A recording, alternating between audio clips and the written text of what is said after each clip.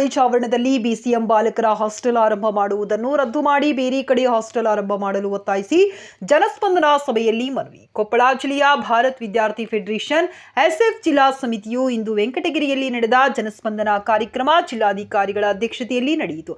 SFI ಜಿಲ್ಲಾಧ್ಯಕ್ಷ ಜ್ಞಾನೇಶ್ ಕಡಗದ ಮಾತನಾಡಿ, ಕಾಟಿಗಿ diploma college ಆವರಣದಲ್ಲಿ ಈಗಾಗಲೇ ಡಿಪ್ಲೊಮಾ ಕಾಲೇಜು 2 ಬಾಲಕಿಯರ ವಸತಿ ನಿಲಯ ನಡೆಯುತ್ತಿದ್ದು ಮತ್ತೊಂದು ಬಾಲಕರ ವಸತಿ ನಿಲಯವನ್ನ ಪ್ರಾರಂಭ ಮಾಡಲು ಬಿಸಿಎಂ ಇಲಾಖೆ ಅಧಿಕಾರಿಗಳು ಮಂತ್ರಿಗಳು ಸರಿಯಲ್ಲ. ಕಾಟಿಗಿಯಿಂದ ದೂರವಿರುವ ನಾಗಣಕಲ್ನಲ್ಲಿ ಡಿಪ್ಲೊಮಾ ಕಾಲೇಜ್ ಇರುವುದರಿಂದ ಅಲ್ಲಿ ಈಗಾಗಲೇ ಒಂದು ಕಾಲೇಜು ನಡೆಯುತ್ತಿದೆ. ವಿದ್ಯಾರ್ಥಿನಿಯರ ವಸತಿ ನಿಲಯದ ರಕ್ಷಣೆ ಭಾಗವಾಗಿ ಬಾಲಕರ ಬಾಲಕಿಯರ ಹಾಸ್ಟೆಲ್ ಒಂದೇ ಆವರಣದಲ್ಲಿ ಆರಂಭ ಮಾಡಬಾರದು. ಆರಂಭ ಮಾಡಲು ಮುಂದಾದರೆ ವಿದ್ಯಾರ್ಥಿನಿಯರಿಗೆ ತೊಂದರೆಯಾಗುತ್ತದೆ.